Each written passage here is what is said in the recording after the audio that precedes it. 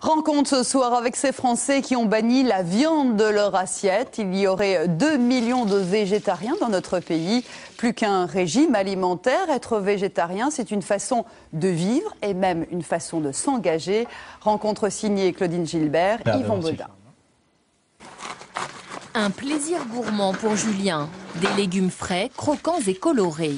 2 fois par jour, ce père au foyer végétalien se met au fourneau. Millet, lentilles et choux verts, un menu sans viande, équilibré et savoureux. Effectivement, on met du gingembre, on le cuit à l'étouffée, on le relève avec un peu d'ail et de la sauce soja. Pour Ézéchiel, 9 mois, c'est purée de carottes, brocolis, huile d'olive, amandes et quinoa. À 3 ans, sa sœur Liam aime faire des rouleaux de printemps. Comme ça. C'est riche en protéines. Vu que ce sont des légumineuses aussi, le haricot mongo est une légumineuse, la lentille est une légumineuse et la luzerne aussi. Qu'après, l'avantage c'est qu'il y a plein de micronutriments, tout ce qui est calcium, magnésium, phosphore. Julien aime les animaux. En prenant conscience d'avoir leurs cadavres dans son assiette, il a progressivement arrêté la viande.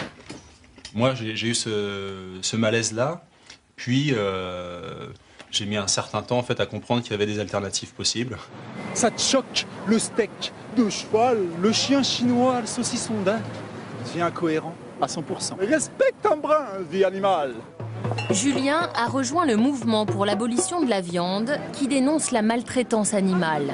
Peu de personnes ont conscience de ce qui se passe pour les animaux.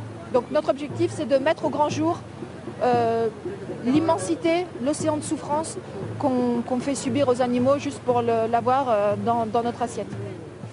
Leur seule arme, ce sont ces vidéos tournées clandestinement, publiées sur Internet. Les sévices infligés aux animaux d'élevage sont aussi dénoncés par plusieurs best-sellers.